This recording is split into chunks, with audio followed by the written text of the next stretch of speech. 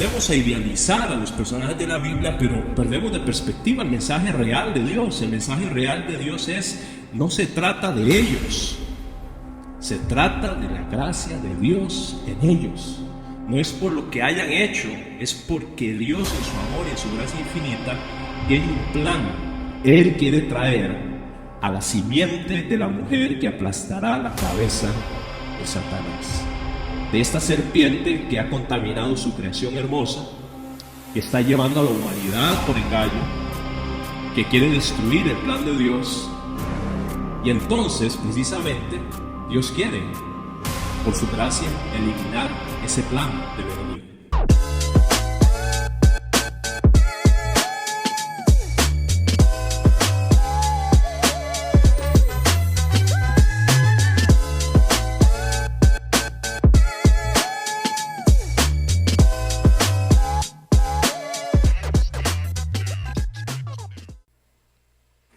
Hola, estamos de vuelta por acá con nuestro siguiente capítulo de el tema que estábamos justamente iniciando la semana pasada, Israel en la profecía bíblica, capítulo número 2 hoy.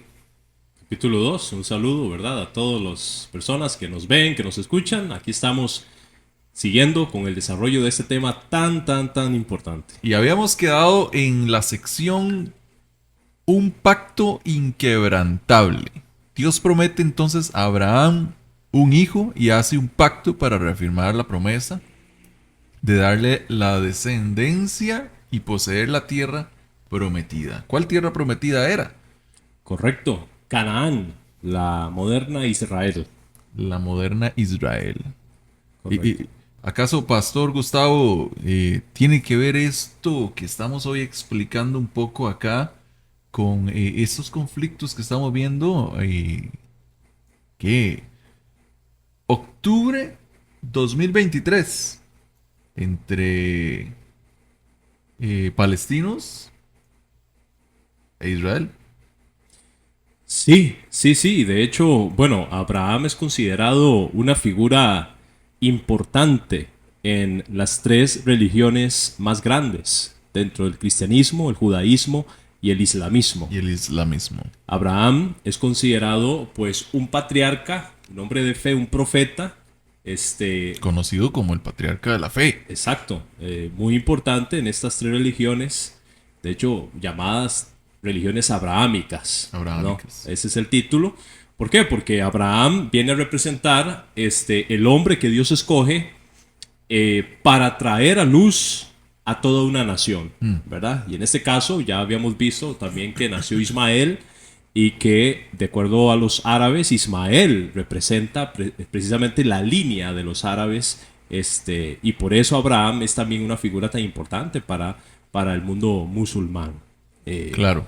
Entonces veníamos viendo cómo Dios va escogiendo a este hombre, lo saca de su tierra, de Ur, moderna Irak, y le dice que vaya por favor a otra tierra que él le mostrará, que le va a dar en posesión a él y a su descendencia como una tierra prometida, que era Canaán en su momento, la moderna Israel. Entonces Dios invita a Abraham, habíamos hablado de eso, ¿verdad? A un ritual conocido en ese tiempo.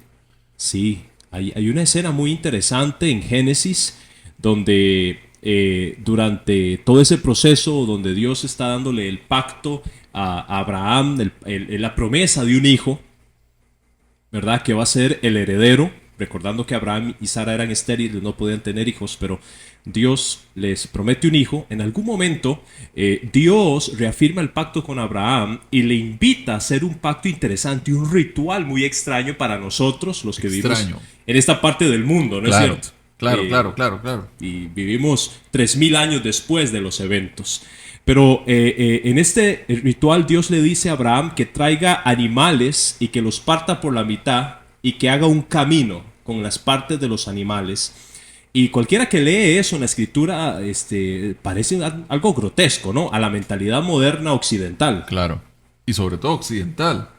Totalmente. Pero si nosotros estudiamos un poco de la cultura de esos tiempos, la cultura, ¿no?, del Medio Oriente, entendemos que esto no era algo nuevo que Dios estaba inventando, sino que era algo conocido en esos tiempos. Cuando dos personas hacían un pacto, ¿verdad? Hacían un negocio, ellos hacían este tipo de rituales, donde traían un animal, lo partían y en medio de esos pedazos ellos juraban lealtad el uno al otro y decían: si yo no cumplo mi parte del pacto, que yo venga a ser como este animal. Es lo que conocemos como un pacto de sangre. Un pacto de sangre. Y curiosamente Dios le dice a Abraham: tráigame los animales. Abraham, de acuerdo a su mentalidad de aquel tiempo, él entendía lo que Dios estaba haciendo. Para nosotros no entendemos, para él sí. Él entendía que Dios estaba haciendo un pacto y dice la escritura que Abraham parte estos animales, se queda esperando hasta la noche, cuando en medio de los animales aparece precisamente como una antorcha. Y esa antorcha empieza a caminar entre los animales, que es Dios. Y ahí Dios le dice a Abraham: Abraham, te daré un hijo, te bendeciré, haré de ti una nación grande y bendecirás a muchas naciones. Y es una hermosa imagen donde Dios le está comunicando a Abraham: yo estoy haciendo un pacto contigo. Y si yo no cumplo este pacto, que yo mismo venga a ser como uno de estos animales. Dios le está reforzando a Abraham de que él le va a cumplir el pacto sí o sí, con un ritual conocido en el Medio Oriente. Y Abraham entiende esta alusión. Abraham entiende de que este Dios que lo ha sacado de Ur realmente está haciendo con él un pacto y que cumplirá ese pacto. Sí o sí. Es muy serio el nivel en el que en este momento se está dando ese pacto. Correcto. De hecho, hay un pasaje en Hebreos, me parece, donde dice que Dios, a la hora de hacer el pacto con Abraham, juró por sí mismo, ¿verdad? Porque en los tiempos antiguos, cuando una persona también hacía una promesa, juraba por uno mayor, ¿verdad? Como nosotros ahora decimos: todavía se utiliza. Juro por mi madre que yo no te voy a defraudar, que yo te voy a pagar, ¿no? Bueno, se utiliza hoy en día. Ese sí lo entendemos mejor, porque aún lo utilizamos. Entonces dice la escritura que Dios se levantó y como no encontró a nadie mayor que él, juró por él mismo de que bendecería a Abraham. Y esto nos hace alusión precisamente a esta imagen, porque Dios es el único que pasa entre los animales, no es Abraham. En el mundo antiguo, los dos tenían que pasar entre los animales porque los dos tenían un compromiso. A la misma altura. A la misma altura. Pero en este caso es solo Dios quien pasa. ¿Por qué? Porque es un pacto de gracia también, donde Dios no le está pidiendo a Abraham nada. Su parte. Dios está diciendo: yo te he escogido, yo te daré un hijo y te bendeciré. Es un pacto de gracia. Por eso es el que en el Nuevo Testamento encontramos que antes del pacto de la ley mosaica fue el pacto de gracia con Abraham. Por lo tanto, Abraham es padre de todos aquellos que creen por la fe y reciben la gracia de Jesucristo. Vea cómo la Biblia se conecta maravillosamente desde el principio y cómo todo va cobrando sentido si logramos entender el principio de todas las cosas. Claro que sí. Interesantísimo. Entonces es aquí donde esta sección le hemos llamado el pacto inquebrantable. Esta es la parte donde definitivamente el Señor jura por sí mismo. Jura por sí mismo. Y da toda la fe de lo que tiene en mente. Ahora, tiembla el mundo de las tinieblas en ese momento. Totalmente, claro. Satanás sabe, recordemos la profecía de Génesis 3:15. De la simiente de la mujer vendrá uno que aplastará tu cabeza. Por eso es que te estoy exactamente haciendo la nota al pie de página. Tiembla en ese momento el mundo espiritual. Está sucediendo un acontecimiento importantísimo en ese momento. Primero que todo, pues la presencia del Señor está presente ahí. La misma presencia de Él está ahí. Y está haciendo un pacto de este calibre con un hombre. Con un hombre, claro que sí. Y Satanás obviamente sabe que por medio de Abraham viene el que me va a vencer.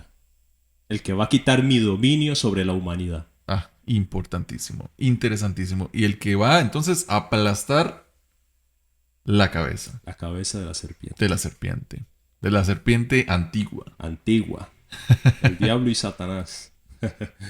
Abraham, Isaac, Jacob, Israel, 12 hijos. La historia de José y el viaje de Jacob y su familia a Egipto. Sí, sí, sí. Otra sección de la historia, interesantísimo. Claro.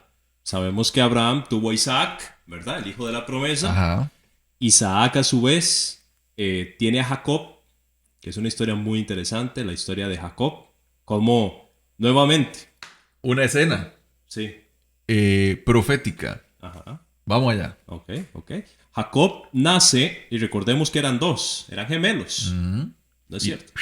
Y Jacob nace agarrándole El tobillo. el tobillo a Esaú, que era el primogénito. Y por eso le ponen de nombre Jacob, que significa suplantador. Jacob era el segundo, y la Biblia describe a Jacob como un hombre más manso, tranquilo. Él se dedicaba a pastorear ovejitas, pero Esaú era un cazador feroz, era el primogénito, era el favorito de su papá, De su padre. ¿no es cierto? Ajá. Y qué interesante es que vemos la historia de que a pesar de Esaú ser el primogénito, ser el que tenía que ser el heredero de toda la fortuna, el primogénito involucraba en la cultura antigua ser el que recibía la herencia, Toda la mayor, bendición de su padre. toda la bendición de su padre, ¿verdad? En este caso, la Biblia dice que Esaú vende su primogenitura por un plato, De lentejas. de lentejas. Y aquí es donde nosotros vemos que Jacob, cuyo nombre es suplantador, ¿no? Cualquiera puede decir, Jacob le robó la primogenitura a Esaú, pero en realidad Esaú se la vendió. Se la entregó. Se la entregó como nada. ¿No es cierto? Por un plato La menospreció. de comida. La menospreció. Menospreció. La tomó por nada. En nuestra mentalidad occidental no entendemos esto. Primogenitura, pues a nosotros nos da igual de repente, pero es que hay que ir a los tiempos de la Biblia para entender la Biblia. No podemos imponer nuestra mentalidad sobre el texto porque no lo vamos a entender. Tenemos que ir a la Biblia, estudiar las tradiciones de esos tiempos para entenderla. Y la primogenitura era un privilegio enorme. ¿No es cierto? Pero Esaú lo cedió, y Jacob entonces en su momento, eso fue un acto muy simbólico donde él le da la comida, el otro le cede la primogenitura, pero ahí ya él está renunciando a esta primogenitura. Y luego vemos la escena donde precisamente Isaac ya está viejo, ¿verdad? No puede ver y decide darle la bendición de la primogenitura a su hijo Isaac. Pero la mamá de Jacob escucha y dice, aquí está, tenemos que La oportunidad. la oportunidad. Entonces va a ir en busca de que. Porque ya hay una escena ahí donde hay una preferencia de ambos lados. Pues la mamá tenía una preferencia clara con Jacob. Ujú. Y Isaac tenía una preferencia muy clara con Esaú. Sí, totalmente. Eso era un hecho. Correcto. Entonces, en ese momento, ve la oportunidad. Sí, sí, sí. Y curiosamente, Esaú era velloso, ¿verdad? Fornido, un cazador. Jacob era más lampiño.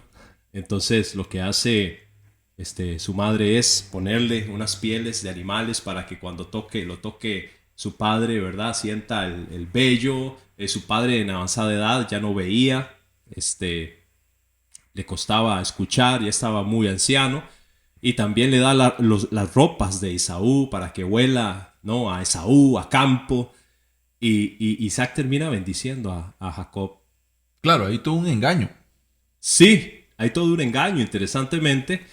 Pero otra vez, curiosamente, volvemos a notar de que Dios elige al menospreciado, al segundo. Dios lo elige a él. Qué interesante. ¿Por qué? Dios nos está mostrando a través de toda la Biblia de que Él quiere que entendamos como humanidad de que la salvación es un don de gracia. Que no es porque nosotros seamos cargas, seamos los mejores. No lo es así. A lo largo de la Biblia Él escoge los que no son mejores precisamente al propósito. Y entonces aquí es cuando recibe Jacob la bendición de la primogenitura. Y qué interesante es que más adelante Jacob tiene un encuentro con Dios. Ajá, pero quiero detenerte Ok, ahí. ok, dale. Quiero detenerte ahí y hacer el comentario en esa parte que acabas de decir. Que me está llegando ahí información de primera mano. Es que claramente, mira esto. Es el número 2 en la lista. No es el hijo predilecto de Isaac. Encima es un engañador. Ya vas viendo. Sí, Encima es un pecador. claro. Porque engañó al padre. Ujú. Se da el proceso de engaño, de pecado. Y aún así recibe Ujú. un don de gracia. Correcto. Una vez más, vemos cómo la imagen, el propósito de Dios está impregnado en la historia una y otra vez y otra vez y otra vez. El favor, la gracia, el poder, la misericordia no viene por nuestra capacidad, no viene por nada nuestro. Somos inmerecedores de ese favor. Ahora recibe la bendición del Padre, mas sin embargo no la merece. Es un pecador, es un engañador, quien también luego tendrá que pasar su proceso Sí. de, de purificación. Ujú. Tendrá que afrontar también sus consecuencias, pero igualmente el favor inmerecido está para él. Sí, qué bueno eso que dices, porque a veces tendemos a idealizar a los personajes de las escrituras. Claro. ¿Verdad? Como, ¡Wow! Eso está buenísimo. O tal vez obtuvo eso porque era alguien especial. exacto. No es así. Es decir, lo que obtuvieron fue por gracia. Abraham era un politeísta pagano. Y Dios lo sacó y lo escogió. ¿Lo escogió porque era bueno, porque era santo? No. Lo escogió por su gracia. Isaac, bueno, tal vez era el que menos se habla, ¿no? Pasó un poco inadvertido. Jacob, un suplantador, un engañador. Y luego los 12 hijos de Jacob no son para nada santicos tampoco. Entonces, aquí vemos que tendemos a idealizar a los personajes de la Biblia, pero perdemos de perspectiva el mensaje real de Dios. El mensaje real de Dios es, no se trata de ellos, se trata de la gracia de Dios en ellos. No es por lo que hayan hecho, es porque Dios en su amor y en su gracia infinita tiene un plan. Él quiere traer a la simiente de la mujer que aplastará la cabeza de Satanás. De esta serpiente que ha contaminado su creación hermosa, que está llevando a la humanidad por engaño, que quiere destruir el plan de Dios. Y entonces, precisamente, Dios quiere, por su gracia, eliminar ese plan del enemigo. Claro, fuertísimo, fuertísimo. Entonces la historia de José y el viaje de Jacob y su familia a Egipto. Vámonos a esa sección. Ahí se subió, se subió Maya. Una invitada Una especial. invitada especial. Ok. Aquí vamos a presentar la imagen. Claro, sí, esta es una tumba, la tumba de los patriarcas, es un monumento muy sagrado en Israel. La tumba de los patriarcas fue construida precisamente, ese edificio que se puede ver encima de lo que es o lo que se reconoce como el lugar de sepultura de los patriarcas, de Abraham, de Sara, de Isaac, de Rebeca, de Jacob y de Lea, ¿no? Raquel fue enterrada cerca de Belén después de morir al dar a luz Benjamín. Allá en Betel. Correcto. Entonces, esta tumba de los patriarcas es un lugar muy, muy sagrado en Israel, muy santo. Es venerado tanto por judíos como por musulmanes. De hecho, si usted entra en esa tumba, se va a percatar de que adentro está incluso dividida ahí por lugares donde los musulmanes, Tienen los su judíos parte. tienen sus partes. Y curiosamente, un detalle interesante es que las iniciales de los nombres de los patriarcas, como se puede ver en la imagen, si unimos las iniciales son las mismas letras que componen el nombre de Israel. Interesante, ¿no? Ese detalle. Israel es el nombre que se le da a Jacob, al suplantador, una vez que tiene un encuentro con Dios. Ajá, con el ángel allá. ¿Verdad? Y lucha ahí con el ángel y demás. Y Dios le cambia el nombre de Jacob, el que suplanta, el suplantador, el engañador, a Israel, que significa, bueno, tiene varios significados, el que lucha con Dios, algunos dicen el príncipe de Dios, ¿verdad? Pero la idea es de un hombre que conlleva un significado de importancia, de preponderancia, ¿no? De alguien que ha luchado y que ha recibido una bendición de parte de Dios. Y solo el hecho del acto también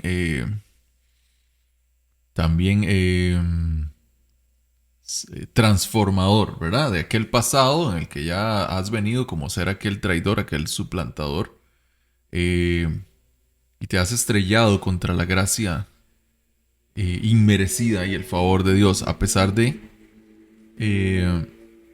y ahora recibe una nueva identidad, y eso es lo que Cristo hace con nuestras vidas. Correcto. Nos pone un nuevo nombre y lo escribe en el libro de la vida. Exacto. Entonces, es una especie de acróstico. Correcto. ¿Verdad? Es un detalle interesante, ¿no? Para tener ahí en consideración. Ok. Una promesa cumplida. Pueblo, ley y tierra. Dios escoge a Moisés. Nos vamos a la sección de Moisés. Sí. Bueno, sabemos que después de que Jacob, Israel, tiene sus 12 hijos, se da toda la historia de José, ¿verdad? El hijo preferido, por así decirlo, uno de los menores, y sus hermanos lo venden a Egipto. Le dicen a Jacob que una fiera lo devoró, que sus hermanos tenían envidia. Y todos conocemos bien la historia de José, yo creo que es bien conocida, y vemos cómo a través de todo esto Dios hace que José en Egipto llegue como esclavo, pero termine como rey. ¿No es cierto? Empezando por unos procesos difíciles. Otra vez. Y eso sirve para que José pueda salvar a sus hermanos de la hambruna que venía sobre la tierra. Y sus hermanos, al final, Jacob, toda la familia, se van a Egipto a vivir. Ajá. Más bien son recibidos con amor. Correcto. ¿Verdad? Correcto. Son recibidos en gracia, en amor, en perdón. Exacto. En misericordia, etc. Exacto. Y es bonito esto porque ¿por qué Dios permite que ellos se vayan a Egipto a vivir? Interesante. ¿Por qué no los dejó en Canaán si es la tierra prometida? Pero pasa algo interesante porque en Canaán habitaban los cananeos, ¿verdad? Que eran pueblos de alguna manera unidos, pero también cada uno tenía su identidad propia. Se daban pues también ahí muchas guerras y demás. Y si Dios quería hacer que su pueblo creciera, esa es la promesa, hacer de Abraham una gran nación, en el momento en que ellos empiezan a crecer, pues va a levantar sospechas de todos los pueblos circundantes, ¿no es cierto? Entonces, ¿de qué manera podemos salvaguardar mientras Israel crece y se hace pueblo? Llevémoslo a una nación donde ellos van a poder vivir tranquilos, de cierta manera, y al mismo tiempo no revolverse con los demás pueblos. Porque eso es lo que hubiese pasado en Canaán. Ellos se hubieran revuelto con las demás naciones y perder la identidad del pueblo escogido y del pueblo de Dios, porque las demás naciones eran paganas, idólatras. Entonces, conforme iban creciendo, ¿iban a qué? A revolverse con las demás naciones. Entonces, ¿qué hace Dios? Los saca de ahí mientras crecen y los lleva a Egipto, mientras se hacen nación. Y conserva el linaje. Y conserva el linaje de donde vendrá aquel que aplastará a la serpiente. ¿No es cierto? Y esto entonces nos va acercando, interesantísimo ese dato, y nos va acercando pues claramente cada vez más al siguiente capítulo. Exacto. De la profecía. De la profecía. Y es aquí donde ahora nos vamos hacia una promesa cumplida. Y con ello, pueblo, ley y tierra. Y tierra. Y esto lo veremos en el siguiente capítulo. Así que Nos vemos pronto. Esperamos que usted pueda estar aprendiendo, ¿verdad? Siendo bendecido también con este pequeño estudio que hemos estado pues presentando ahora. Y pueda compartirlo también, ya sea con otras personas o en sus redes sociales. Y nos vemos pronto en el siguiente capítulo. Saludos.